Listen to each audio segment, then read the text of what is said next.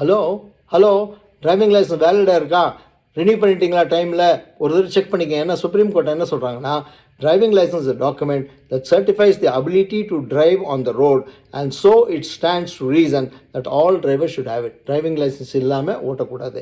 Driving licence இல்லாமல் ஓட்டி ஒரு விபத்து நடந்துவிட்டால் என்ன ஆகணுமா, insurance companies will not be liable to pay compensation for accidents if driving license was not valid or not renewed at the time of accident. So இந்த licence இல்லாமல் விபத்து நடந்துவிட்டால் அந்த காம்பன்சேஷன் என்னவோ அதை இன்சூரன்ஸ் கம்பெனி கொடுக்க மாட்டாங்க. இது எங்கேருந்து ஆரம்பிக்குதுன்னா, 2009 ஓம் பிரகாஷ் ஒரு வண்டி ஓட்டிகிட்டு போகிறாரு, 2 வீலர் இடிச்சிட்டாரு, அந்த 2 வீலர்காரர் இறந்துட்டார். அவர் எம்ஏசிடியில் கேஸ் போடுறாங்க.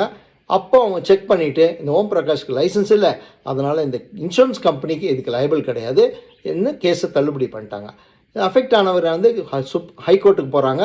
ஹைகோர்ட்டில் கேஸ் போட்டோன்னா அவங்க இந்த லைசன்ஸு வேலிடா அப்படின்னு சொல்லி லைசன்ஸ் அத்தாரிட்டிக்கிட்ட கேட்குறாங்க. அவங்க என்ன பண்ணுறாங்கன்னா, 2007 2010 கிட்ட எங்ககிட்ட டேட்டாவே இல்லைங்க, தொலைஞ்சி போச்சு, அதனால் எங்களால் தர முடியாததுனால பெனிஃபிட் ஆஃப் டவுட்டுக்கு பேஸ் பண்ணி ஹைகோர்ட் என்ன பண்ணுறாங்கன்னா, இந்த இறந்து போனவருக்கு அந்த காம்பன்சேஷனை கொடுக்கணும், இன்சூரன்ஸ் கம்பெனி தான் பே பண்ணணுன்னு 1.08 கோடியை கொடுத்துட்டாங்க.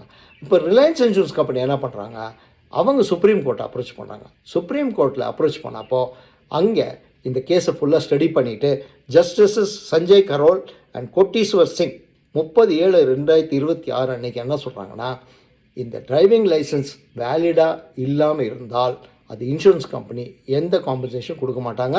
வண்டி ஓட்டினவரும் வண்டி உடைய ஓனரும் 2 பேரும் இணைந்து தான் இந்த கேஸை செட்டில் பண்ணணும்னு சொல்லிட்டாங்க.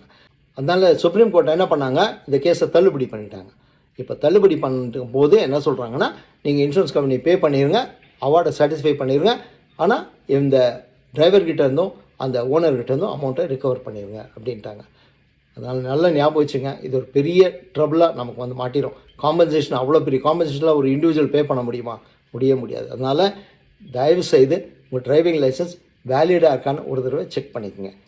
இந்த வீடியோ உங்களுக்கு பிடிச்சிருந்தா கிளைம் சேனலை லைக் பண்ணுங்கள், சப்ஸ்கிரைப் பண்ணுங்கள். உங்களுக்கு ஏதாவது பிரச்சனைகள் கிளைம்ஸில் இருந்தால் எங்களை அப்ரோச் பண்ணுங்கள். நன்றி.